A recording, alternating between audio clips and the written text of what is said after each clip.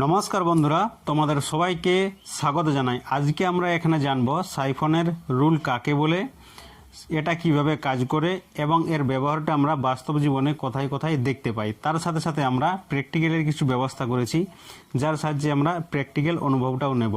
তো প্রথমে আমরা এখানে জানব যে সাইফনের রুল কি। তো ব্যাপারটা হচ্ছে এই রকম, সাইফন হলো এমন একটি যন্ত্র যার সাহায্যে কোনো পাত্রে রাখা স্থির তরলকে বায়ুমণ্ডলের চাপের সাহায্যে অন্য একটি অপেক্ষাকৃত নিচু পাত্রের জায়গায় স্থানান্তরিত করা হয়, তাকে সাইফন বলে। কি বললাম আরেকবার শোনো।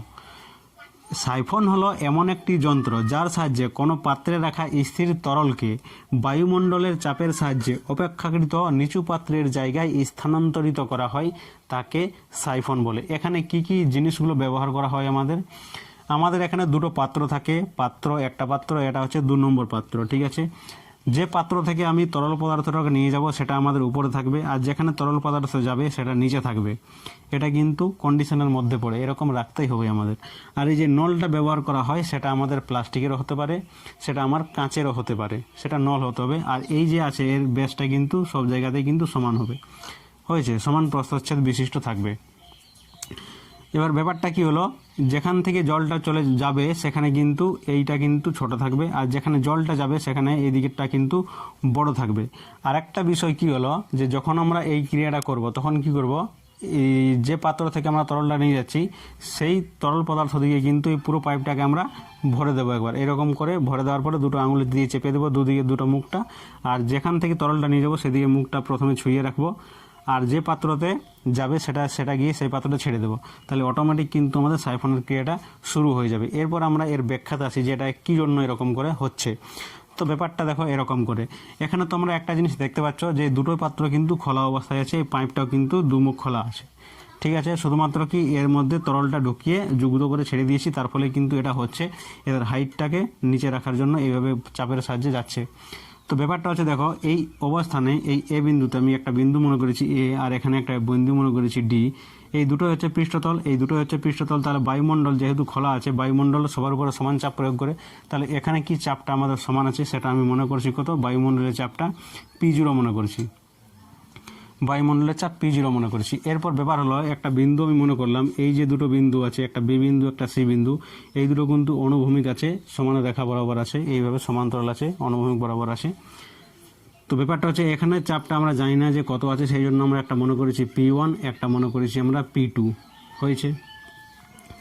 তাহলে এখানে যে চাপটা হবে, এই বায়ুমণ্ডলের চাপটা কার সঙ্গে সমান হবে, কার সঙ্গে সমান হবে, দেখো এই যে চাপটা আছে P1, এটা তো যুক্ত হবে তার সঙ্গে এই হাইটটা বরাবর যে চাপটা আছে আমাদের, কারণ হাইটের দরুন কিন্তু একটা চাপ প্রয়োগ হয়।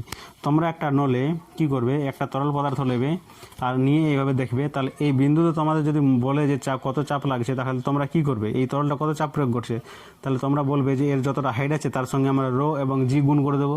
রো হচ্ছে তার ডেনসিটি আর জি হচ্ছে অভিকর্ষজ ত্বরণ, সেখান থেকে তো কি আমরা চাপটা বার করি। তো সেই রকম যখন এটার মধ্যে দিয়ে তরল যায়, তখন এই যে তরলটা এখানে আছে এই পাইপের মধ্যে এখান থেকে শুরু করে এখান পর্যন্ত, সেটা কিন্তু এই জায়গাতে চাপ প্রয়োগ করে। এই জায়গাতে কোন কোন চাপ প্রয়োগ করে, আমাদের P1টা প্রয়োগ করে প্লাস H1টাও প্রয়োগ করে, আর এখানে আমাদের P0 তো আছেই, কারণ বায়ুমণ্ডলে চাপ পড়ছে সেখানে। তাহলে এই দুটো ব্যালেন্স হয়, সেই জন্য এই দুটোর সঙ্গে কী সমান হবে, আমাদের P1টা সমান হবে, P1 চাপটা, আর এখানে H1এর ধরুন আমাদের কী হবে, রোজিটা গুণ করে এর চাপটা পেয়ে যাব আমরা। সেরকম দ্বিতীয় পাত্রে একই রকমভাবে কন্ডিশন হবে আমাদের। এই পাত্রে আমার জানা নেই কত, সেই জন্য P2 ধরেছি।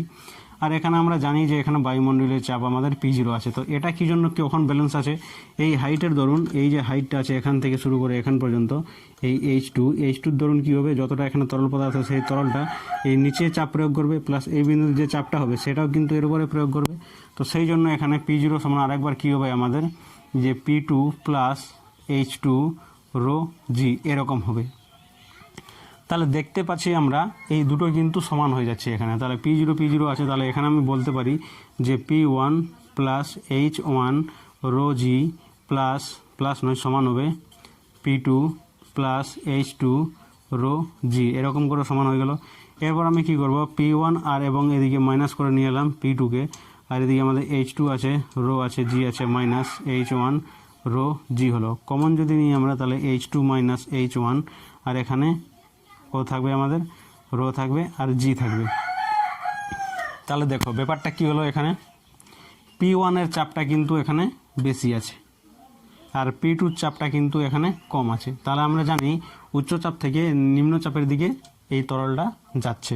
হয়েছে এখানে কি জন্য হচ্ছে, কারণ হাইটের জন্য হচ্ছে, এটা হাইটের জন্য হচ্ছে। এখানে যদি আমরা কি করে দিই H2 এখানে বড় আছে, H2 আমরা এখানেও দেখতে পাচ্ছি H2টা বড় আছে আর H1 এখানে কম আছে। তাহলে এই সূত্র অনুসারে আমরা দেখতে পাচ্ছি যে H1টা আমাদের কম রাখতে হবে, H2টা আমাদের বড় রাখতে হবে। মানে যেখান থেকে তরলটা নিয়ে যাচ্ছি সেখানে হাইটটা কম রাখবো, আর যে পাত্রে তরলটা যাচ্ছে সেখানে কিন্তু হাইটটা আমাদের বড় থাকবে। যদি বাই চান্স আমরা যদি H1 আমরা H2 করে দিই, তাহলে এখানে সূত্র যদি আমরা বসাই তাহলে এটা আমাদের 0 চলে আসবে। তাহলে এদিকে আমাদের প্রেসার ডিফারেন্স একদমই হবে না, এই যে সাইফনের ক্রিয়া সেটা কিন্তু একদমই আমাদের বন্ধ হয়ে যাবে। তোমাদের এখানে প্রশ্ন আসতে পারে যে সাইফনের যে ক্রিয়া সেটা বন্ধ হবে কখন, তখন তোমাদের অপশানের মধ্যে থাকবে, দেখবে বি অপশানে দেওয়া থাকবে যে H1 H2, এটা যদি সমান হয়ে যায় তাহলে কিন্তু সাইফনের ক্রিয়া আমাদের বন্ধ হয়ে যাবে। এরপর আমরা চলে আসি এর প্র্যাকটিক্যাল অনুভবটাতে। আর দুটো ব্যবহার তোমাদের যদি বলা হয়, একটা জিনিস বলে গেলাম, এখানে যদি তোমাদের বলা হয় যে দুটো ব্যবহার, একটা হচ্ছে আমাদের কি এই যে কোনো বড় পাত্রে এই স্থির তরল পদার্থ যদি রাখা হয়, যেমন হচ্ছে কেরোসিন হচ্ছে, ডিজেল হচ্ছে, বড় বড় ড্রামে রাখা থাকে আমাদের, সেটা যখন অপেক্ষাকৃত ছোটো পাত্রে আমাদের স্থানান্তরিত করা হয়, পুরো ড্রামটাকে তো আমরা এরকম করে উড করতে পারি না, ওই জন্য কী করি সেখানে সাইফনের পাইপ দিয়ে কিন্তু তরলটাকে আমরা প্রবাহ করি। বা এখানে তোমরা দেখো ফ্লাশ যেটা বাথরুম ব্যবহার করা হয়, সেই ফ্লাশে কিন্তু এই যে সাইফনের নিয়মটা তোমরা দেখবে সবসময় কিন্তু হালকা সেখানে জল থাকে। হয়েছে তো সেই জলটা কী জন্য থাকছে আর সেটা ঢালার পরে কিন্তু কীভাবে চলে যাচ্ছে, এখানে কিন্তু সাইফনের ক্রিয়াটা কাজ করছে। এটা আজকে আমরা প্র্যাকটিক্যালি দেখার চেষ্টা করব। তাহলে তোমরা এখানে জানতে পেলে যে সাইফনের রুলের প্রথম যে প্রয়োগটা হচ্ছে সেটা কি, যে তৈল জাতীয় পদার্থ বলতে কেরোসিন, পেট্রোল, ডিজেল এইগুলো কিন্তু বড় বড় ড্রামে রাখা হয়, সেইগুলোকে অপেক্ষাকৃত ছোট পাত্রে আমাদের কোনো সময় নিয়ে আসতে হয় ট্রান্সপোর্টেশনের জন্য। ওই জন্য কী করি আমরা, এটাকে ঢালার জন্য, এটাকে তো আমরা পুরো ড্রামটাকে তুলে এভাবে ঢালতে পারি না, ওই জন্য আমরা সাইফনের রুলের ব্যবহার করি। এটা কিন্তু ফায়দা খুবই এবং সহজে কিন্তু কাজটা আমাদের হয়ে যায়। কী করতে হবে তার জন্য, এরকম তোমাদের একটা পাইপ নিতে হবে, সেটা আমরা কী বললাম রবার কিংবা কাঁচের যে কোনো হতে পারে, সমপ্রস্থচ্ছেদ বিশিষ্ট, এটা কিন্তু বেসটা কিন্তু সব দিকে আমার সমান আসে। যে পাত্র থেকে আমি তরলটাকে নিয়ে আসবো সেই তরল দিয়ে কিন্তু পাইপটাকে প্রথমে তোমাদের ভরে নিতে হবে। সেটা তোমরা যে কোনো উপায়ে ভরে নিতে পারো, তোমরা এটাকে মুখ দিয়ে টেনে ভরে নিতে পারো, কিংবা তোমরা এই গ্লাসে করে এবারে উঠিয়ে নিয়ে এইভাবে কিন্তু ভরে নিতে পারো, কোনো উপায়ে তোমাদের পাইপটা ভরে নিতে হবে। এখানে কি করলাম, আমি এটাকে ঢুকিয়ে দিলাম, পুরো ঢুকিয়ে দিলাম এটাকে, এবার এটাকে আঙুল দিয়ে চিপে দিলাম, বায়ুমণ্ডল প্রেসার লক করে দিল, কিন্তু এখানে দেখো তরলটা এখানে পুরোপুরি ঢুকে গেছে। এরপর আমি কি করব, এখানের মধ্যে এখানে নিয়ে আসবো, এখানে প্রথমে ছুঁয়ে রাখবো, আমি এটাকে প্রথমে এখানে ছুঁয়ে রাখতে হবে, তাহলে কিন্তু হবে। এটাকে ছুঁয়ে রাখলাম আর দিয়ে তারপরে এসে আমি এটাকে আমি এরকম করে ছেড়ে দিলাম। তোমরা এখানে দেখতে পাচ্ছ সাইফনের রুল কিন্তু হয়ে গেল। এটা কি বললাম তোমাদের, এই দিকের যে জিনিসটা বড় রাখতে হবে, এদিকের যে ইয়াটা আছে এটা কিন্তু বড় রাখতে হবে, তাহলেই হবে। যদি এটাকে আমি এভাবে উঠিয়ে দিই, হাইট যদি বরাবর করে দিই, তাহলে কিন্তু এটা দেখো এটা বন্ধ হয়ে গেল। আবার কিন্তু তরলটা দেখো এখানে এসে এইদিকে চলে যাচ্ছে। হয়েছে, তাহলে তোমাদের কি বললাম, এই হাইটটা কিন্তু এটাকে নিচে রাখতে হবে, তাহলে কিন্তু এটা হবে। হাইটটা যদি সমান করে দাও সাইফনের ক্রিয়া বন্ধ হয়ে যাবে। আবার আমি এটাকে নিচে নিয়ে এলাম, আবার কিন্তু চালু হয়ে গেল। যদি আবার এটাকে আমি এটার বরাবর নিয়ে আসি, তাহলে তোমরা আস্তে আস্তে দেখো এটা কিন্তু বন্ধ হয়ে গেল। তাহলে এইভাবে কিন্তু সাইফনের রুলটা আমাদের কাজ করে তৈল জাতীয় পদার্থকে ট্রান্সফার করার জন্য। কিংবা আমাদের গ্রামে গঞ্জেও দেখা যায় যেখানে পেট্রোল ছোটো ছোটো এরকম আমাদের 1 লিটার বোতল থাকে, সেইগুলোতে কিন্তু বিক্রি করা হয়। সেবার কীভাবে তারা ভরে, বড় বড় ড্রামে তারা নিয়ে আসে, বড় বড় ড্রামগুলো থাকে মোটামুটি 15 লিটার কিংবা 20 লিটার এরকম 20 লিটারের ইয়েগুলো থাকে, সেগুলো দিয়ে তারা নিয়ে আসে পাম্প থেকে, তারপর তারা এরকম ইয়েতে বড় ছোটো এরকম 1 লিটারের বোতলে কিন্তু বিক্রি করে। তাহলে কীভাবে ভরে তারা, এরকম ড্রামটাকে তো পুরো ওবর করে একটা একটা বোতলে ভরে নি, তারা এরকম একটা পাইপের জোগাড় করে সাইফনের নিয়মটা তারা কিন্তু কাজে লাগায়। তারা জানে না সাইফনের নিয়ম কী, তবু সেটা তারা কাজে লাগায়, কিন্তু তারা দেখে দেখে শিখে নিয়েছে সেই জন্য।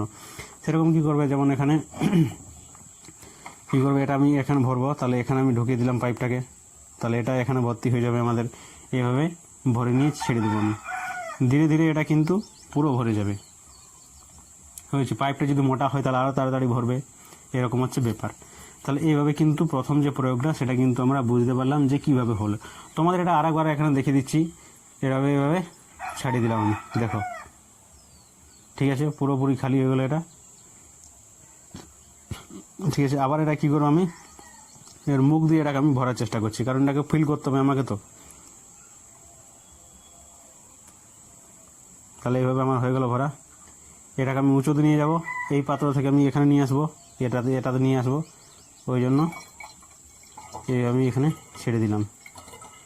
তোমার দেখো চোখের সামনে কিন্তু গ্লাসের জলটা এখানে শেষ হয়ে যাবে তোমাদের।